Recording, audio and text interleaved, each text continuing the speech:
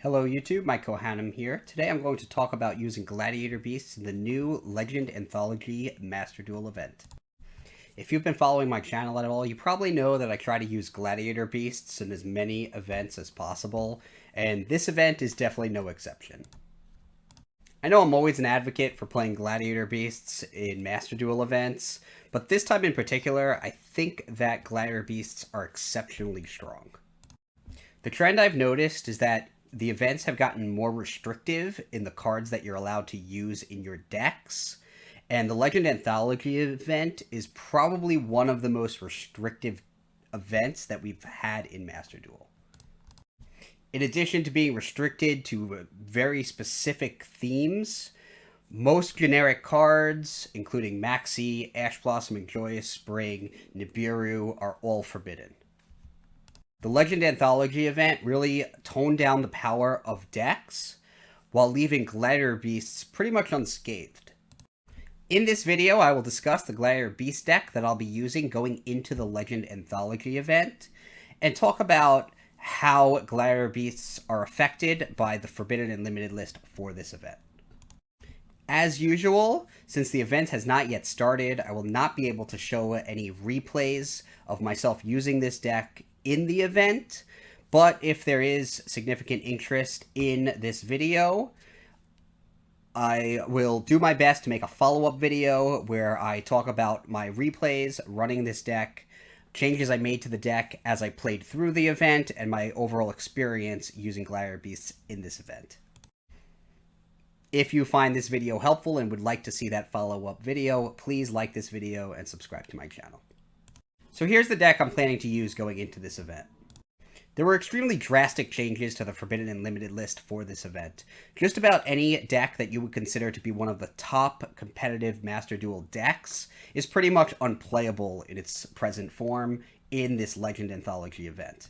In addition, a ton of generically powerful cards like Nibiru the Primal Being, Ash Blossom and Joyous Spring, Maxi, even Ghost Ogre and Snow Rabbit are all forbidden in this event. This really knocks down the overall power level of decks and allows Gladiator Beasts to rise up in the ranks.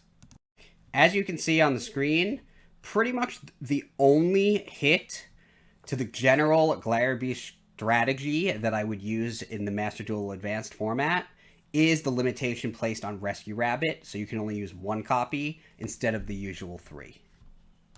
There are a couple of hits to the extra deck of cards that I would like to be using but can't use for this event. The most significant of them is Appaloosa Bow of the Goddess, which is pretty easy to link summon with 3 or more link materials for the Gladiator Beast deck, and although that's not typically the most powerful play that you can make when you're using a Gladiator Beast deck, it is a fairly reliable backup play that can sometimes pin down your opponent enough for you to win. Other extra deck cards that come to mind that are not permitted in this event are Link Spider, which I like to take advantage of with Gladiator Beast Andal, as well as Cross Sheep, which is probably the optimal Link 2 monster for you to use to get Tamer Editor off of the field so that you can revive it with Gladiator Beast Comeback or Monster Reborn to reuse its effect. Instead of using Cross Sheep, I'm playing Pentastag, which also uses 2 monsters as link materials, so it just as easily gets your Tamer Editor off of the field so that you can resurrect it, but does not have the advantage of special summoning an additional monster from the graveyard when you use a card like Gladiator Beast Comeback to special summon your fusion monster Tamer Editor back from the graveyard linked to it. It does have the ability to give one of your monsters Piercing, which can come in handy since some of the Gladiator Beasts do have fairly high attack points, but most significantly, the Pentastag is really only there because it gives you an easy way to get your Tamer Editor off of the field after using its effect so that you can resurrect it from the graveyard. I'll also note that Gravity Controller, which typically had not really been making the cut in my Gladiator Beast decks, I probably would use here in place of Pentastag since you can use it to link away just the Tamer Editor in the extra monster zone and then resurrect it, but Gravity Controller is actually also forbidden in this event. I was considering using a variant with Rescue Cat in it for this event as well, but Rescue Cat is also forbidden in this deck. So options were pretty limited, but the core of the Gladiator Beast strategy is entirely there. Next, I'll go through some of the changes that I made to this deck to adapt it to the Legend Anthology event that differentiate it from the deck, the Gladiator Beast deck that I would use right now in the Master Duel regular advanced format. With so many limitations and so many cards forbidden, there is a lot more room to include cards like these. Generally, I would say that Test Tiger just does not make the cut in Gladiator Beasts anymore. I would not even consider using it in the advanced format TCG or in Master Duel in the regular PvP format, because Test Panther really does everything better. But you really do have the space in this deck to play it. So just as an easy way to get a body on the field, whether to use that Test Tiger's effect to send a Gladiator Beast back and tag a new one in with its effect, or even to just use that Test Tiger as a link material to summon Test Panther. I think with the limited card pool and the overall weakened power level of decks for the Legend Anthology event, I think Test Tiger might make the cut. So I am going to try it in my first version of the deck. If I see that there are other cards I'd rather be playing, I will certainly make those changes and take the Test Tigers out. With Test Tiger in the deck, I am also choosing to use Gladiator Beast Secutor, which is another card that would not make the cut in modern Yu-Gi-Oh! But for this event, with the power level of cards toned down, if Secutor can connect an attack after tagging in and trigger its effect to summon 2 more Gladiator Beasts from the deck, that can be a duel-ending move. With the added ways to special summon cards from the deck, I am also using 3 copies of Gladiator Rejection. Gladiator Rejection not only prevents my opponent from targeting my Gladiator Beasts except during the battle phase, but it makes it so that if I special summon a Gladiator Beast from the deck, I get to then special summon another from the deck once per turn with a different type. This makes it pretty easy to fusion summon Tamer Editor, as you can simply tag in one of your level 7 Gladiator Beast monsters, or level 8 Gladiator Beast monsters. So that would be either Gladiator Beast Augustus as a level 8 or Gladiator Beast Vespasius as a level 7, and then use Gladiator Rejection, if you have it phase up on the field, to special summon the other from the deck and fuse for Tamer Editor. In addition to the Test Tiger and the Test Panther, which can both tag in Gladiator Beasts from the deck, you do have the 1 lone copy of Rescue Rabbit, which is able to summon 2 Andals from the deck to trigger off the Gladiator Rejection. And significantly, I am using 3 copies of Fusion Deployment, which can special summon a fusion material from your deck, which in this deck allows you to summon either Gladiator Beast Augustus or Gladiator Beast Vespasius, which are the fusion materials for Gladiator Beast Andabada and Gladiator Beast Domitianus, respectively. If you do special summon one of them with Fusion Deployment with the Rejection on the field, you can then special summon the other one from the deck, since it's of a different type, and immediately make Tamer Editor.